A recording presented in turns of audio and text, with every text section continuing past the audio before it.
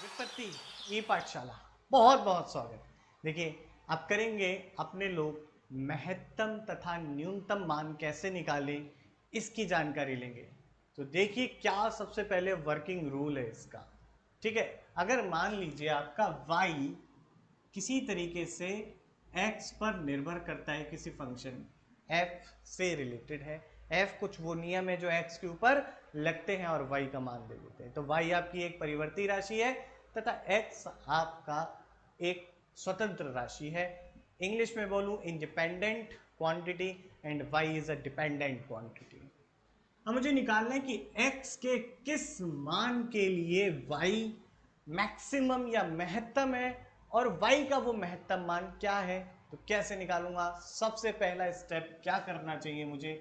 सबसे पहला स्टेप है dy ओवर dx को निकालो। ठीक, अब दूसरा स्टेप क्या है? d2y over dx square. ये क्या हो गया? ये क्या बोल दिया मैंने? बेटा ये कुछ नहीं है, जो ये आया इसका दोबारा एक बार x के सापेक्ष अवकलन कर दो तो आपको जो चीज मिलेगी वो यही है ना। उदाहरण में समझेंगे, एग्जाम्पल से समझेंगे, बहुत आसान है समझना।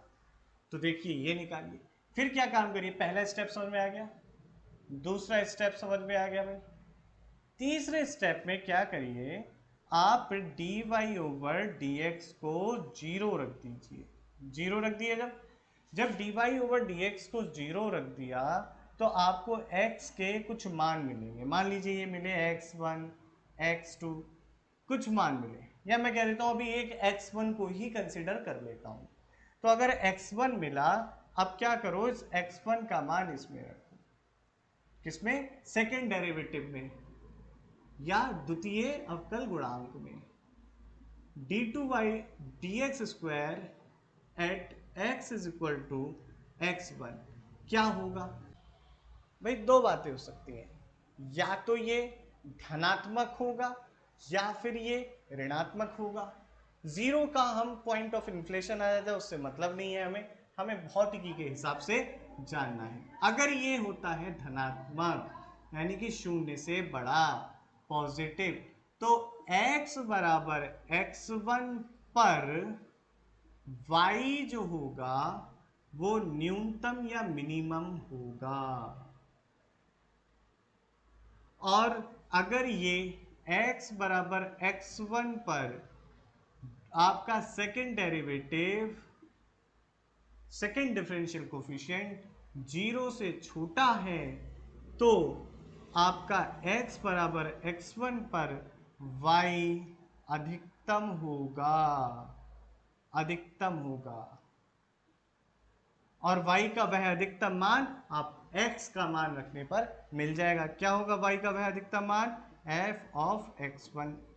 और y का न्यूनतम मान क्या होगा? y का न्यूनतम मान होगा f ऑफ यहाँ पर x1, जब अगर ये वाली बात सेटिस्फाई हो रही है। ठीक है, तो समझते हैं, सवाल से समझेंगे। सबसे पहला स्टेप डिफरेंशिएशन करो।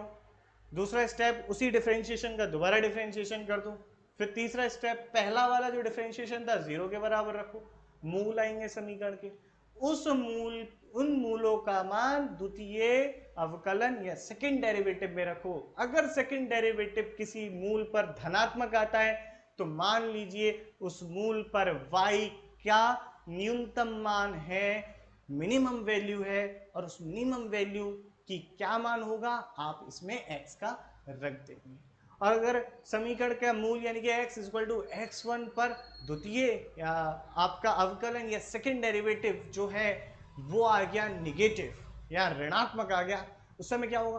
उस समय आपका x इक्वल टू x0 या x1 जो भी मान है y मैक्सिमम होगा। और y की वो मैक्सिमम वैल्यू हम कैसे निकालेंगे? जब फंक्शन के अंदर x का वो मान रख देंगे। बहुत आसान है, सवाल से समझे, जल्दी से देखते हैं। ठीक है, तो आज अभी जो हमने पढ़ा वो क्या है? Maxima and minima.